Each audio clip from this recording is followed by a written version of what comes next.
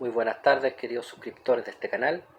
En esta ocasión vamos a continuar el ciclo Hijos de Caín, en el cual hemos hablado de autores como Julius Evola, René Guénon, y en esta ocasión vamos a tratar un autor que tiene una influencia gravitante en los acontecimientos internacionales, especialmente lo que dice relación con el conflicto entre Rusia y Ucrania. Puede parecerles curioso quizás a algunos que vieron los videos anteriores, porque pensarán que generalmente todo esto tiene que ver con autores de tipo esotérico, con autores que hablan de espiritualidad. Entonces, ¿por qué yo ahora me pongo a hablar de política directamente? Bueno, la razón es que justamente este autor del cual voy a hablar tiene una formación que va por el lado del esoterismo y la espiritualidad, y por otro lado tiene claramente un accionar político, y esto lo hace más interesante aún. De hecho, como les señalaba, hace 20 años atrás escribí posiblemente uno de los primeros 5 artículos en español sobre este personaje, un autor que en esa época recién empezaba a ser mencionado en ciertos grupos de pensamiento alternativo, en ciertas revistas, en Argentina o en Chile, en España. Recién se empezaba a dar a conocer, y bueno, recién estaba surgiendo la internet como algo masivo. En esa época me pareció sumamente interesante, la verdad, y todavía me sigue pareciendo muy interesante, incluso más porque ya se va viendo cómo en el fondo su pensamiento se va enraizando, se va corporizando en acciones de tipo político que nos influyen a todos, aunque podamos estar acá tan lejos. Sin embargo, las repercusiones de lo que está pasando hoy día en Rusia y Ucrania obviamente nos van a llegar, aunque sea como consecuencia de tipo económico. Yo creo que mucho más que eso, pero bueno, vamos por partes. Me refiero entonces a un político, a un político y a un hombre que ha influido claramente en muchas de las decisiones de Putin. Estoy hablando de Alexander Dugin. Alexander Dugin todavía no es tan conocido, a pesar de la notoria influencia que ha tenido en el gobierno ruso, especialmente en su política internacional. Sin embargo, las personas dentro de las distintas inteligencias de Europa y de Estados Unidos sí lo conocen muy bien. De hecho, para el gobierno norteamericano en algún momento fue considerado como enemigo público. Y por otro lado, la Unión Española le impidió en algún momento viajar a Grecia. Entonces es sin duda una persona que es muy conocida por las esferas políticas centrales y de inteligencia. Posiblemente acá en Chile todavía no lo conozcan, no me extrañaría, pero sí en Europa y sí en Estados Unidos es muy conocido y es considerado un enemigo. Y bueno, la razón es bastante evidente, porque Putin se opone claramente al modelo liberal y a la modernidad, que son obviamente eh, los pensamientos rectores de lo que ha sido Europa y Estados Unidos en los últimos tiempos. Bueno, ¿qué podemos decir de Alexander Dugin? Alexander Dugin, un cientista político, un politólogo, un gran escritor, una persona que durante la época en que todavía existía la Unión Soviética realizaba una especie de documentos, de revistas, como acá le llamamos fanzine, de limitación, muy limitada en cuanto a cantidades, a textos alternativos donde venía análisis y artículos de René Guénon, de Julius Evola, algunos de los autores que le gustaban y le siguen gustando a Dugin. Entonces hacía una especie de resistencia desde la trinchera literaria. Bueno, eso cuando todavía existía la Unión Soviética. Dugin nació el año 62 y con el tiempo su pensamiento ha ido escalando a tal punto que hoy día se dice que Alexander Dugin viene a ser algo así como el Rasputín de Putin, viene a ser la mente oculta de Putin. Esto inicialmente parecía como exagerado, parecía como extremo, porque al menos, al menos por lo que yo tengo entendido, nunca había sido reconocido por Putin esta influencia. Pero en sus acciones, claramente Putin ha demostrado que sí, tiene un gran conocimiento de lo que son las visiones políticas, especialmente y espirituales también incluso de Dugin. Por ejemplo, la anexión de Crimea, claramente fue una de las posiciones que incitaba siempre Dugin. La idea de que la construcción nuevamente de una gran patria rusa que anexara en el fondo ya no tanto por un criterio tipo ideológico o político como era la Unión Soviética, sino por criterios étnicos, por ejemplo, a ciertos países. Y curiosamente para ciertos estudiosos de Dugin decían que no era muy clara la influencia de Dugin en Putin, sí parecía como que coincidía, pero había ciertos puntos que no cuadraban. Por ejemplo, todavía no había una búsqueda clara de parte de los rusos de retomar lo que corresponde al Donbass.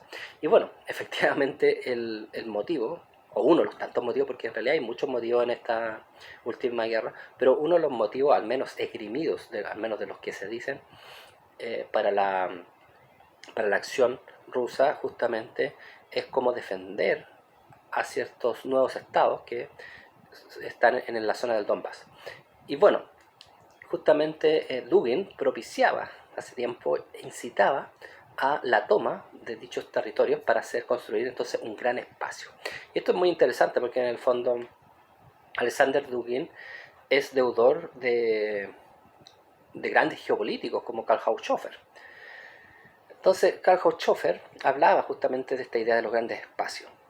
También toma mucho a Carl Schmitt, dos autores nacionalsocialistas, ojo ahí, en el sentido de la lucha que se da históricamente entre dos grandes pensamientos geopolíticos. Por un lado, el de mar y por otro lado, el de tierra. Por ejemplo, las naciones continentales, Francia, Alemania, España, por ejemplo, versus las naciones que podríamos decir marítimas como Inglaterra. Entonces, ahí hay dos pensamientos sumamente opuestos. Y bueno, todas estas ideas las rescata Alexander Dugin y de ahí, curiosamente, va, o no muy curiosamente, pero va a llegar a Putin. Uno puede tener, la verdad, simpatía o no por Putin, pero claramente es una de las personalidades más fuertes, más temidas y de acciones estratégicas más contundentes. Hoy día se está hablando, por ejemplo, de que todo esto que está haciendo Putin en Ucrania al final va a ser como contraproducente para él y finalmente va a terminar muy mal con esto. La verdad que yo lo dudo. Creo que Putin tiene un genio político que ha sido como mal mirado y poco entendido quizá en Europa y Estados Unidos, salvo curiosamente Donald Trump, que sí, en algunos momentos eh, ha mostrado toda su admiración a Putin. Bueno, entonces Dugin, el teórico político en el fondo, como señalé, tiene todo un ribete, ¿cierto?, de tipo geopolítico. Bueno, él participó también y tuvo una casa editorial llamada Artogaya. En algún momento, estoy hablando cuando Internet se hizo masivo y fue justamente cuando yo empecé a conocer la obra de Dugin, hacia el año 95, por ahí aproximadamente. Había mucho texto de los sitios Artogaya, que eran de Alexander Dugin, donde planteaba justamente el rescate, por ejemplo, de autores como René Guénon, de Julius Evola, de Lenin, por otro lado, Aleister Crowley, y de todo un pensamiento totalmente opuesto a los modelos vigentes y reinantes en la modernidad.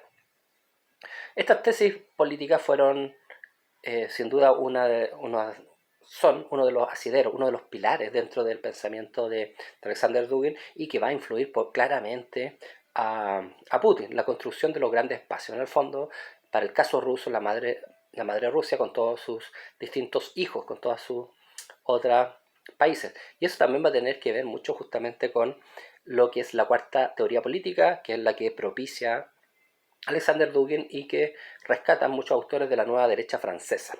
Bueno, esta nueva derecha francesa no tiene nada que ver con la derecha peruana, chilena o argentina.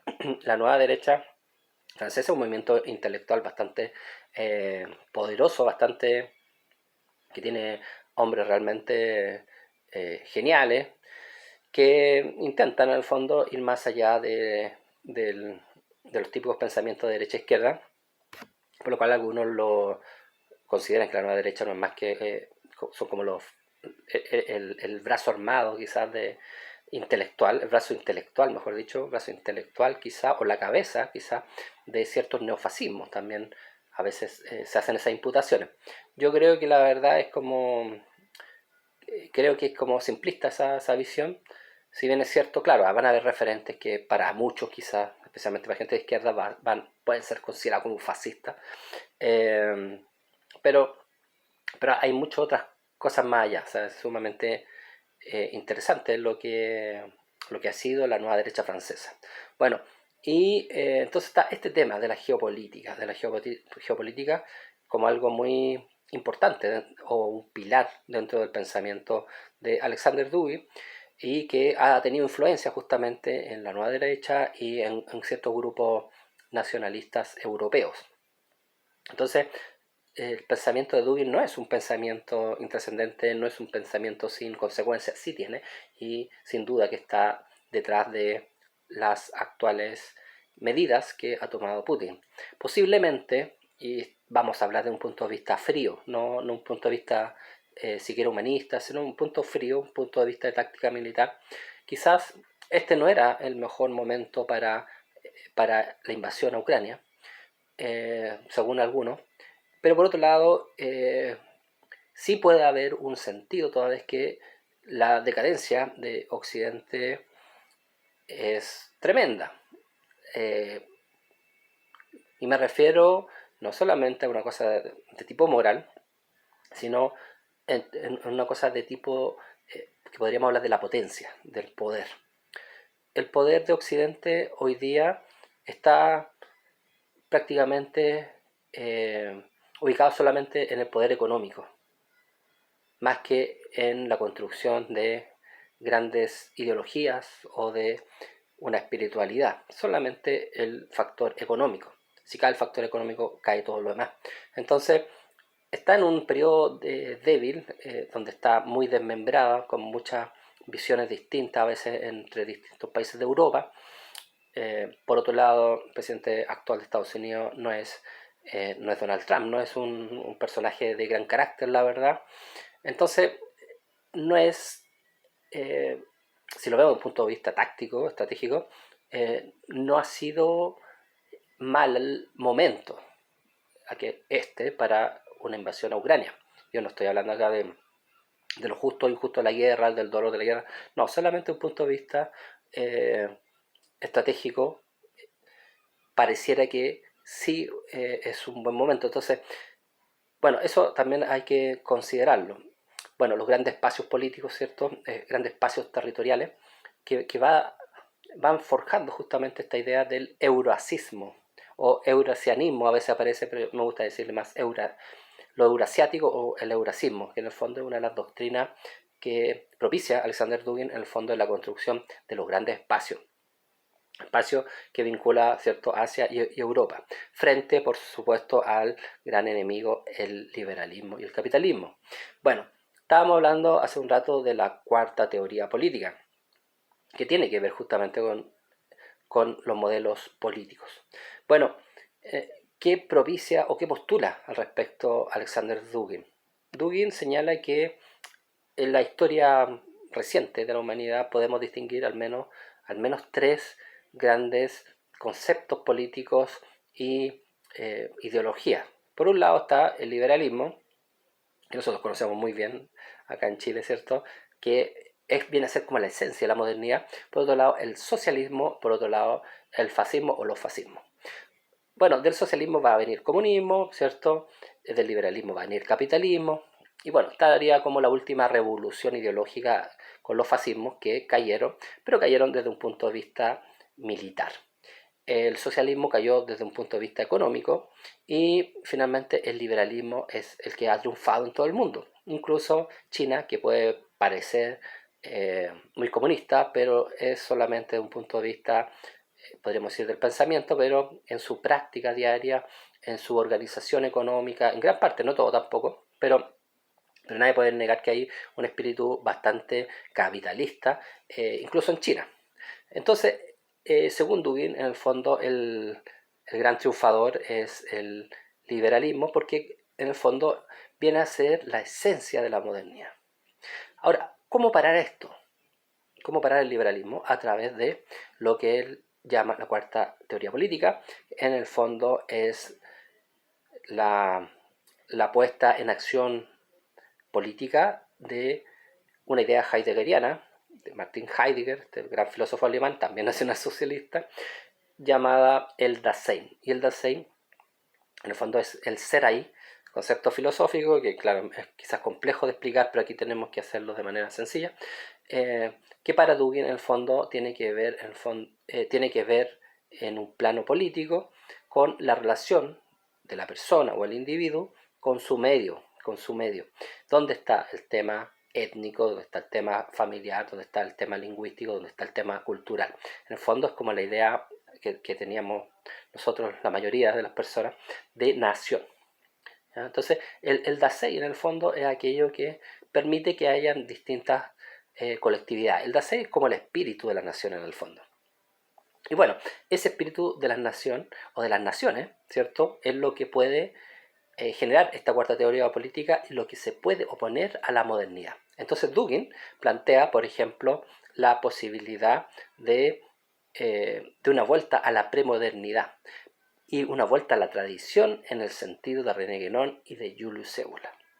Pero no es necesariamente el conservadurismo, se refiere a otra cosa, tiene que ver con la fuerza originaria, es como volver en fondo a como la matriz, a las potencias primigenias del pueblo para, en el fondo, sacar de allí el movimiento y las acciones que se requieran.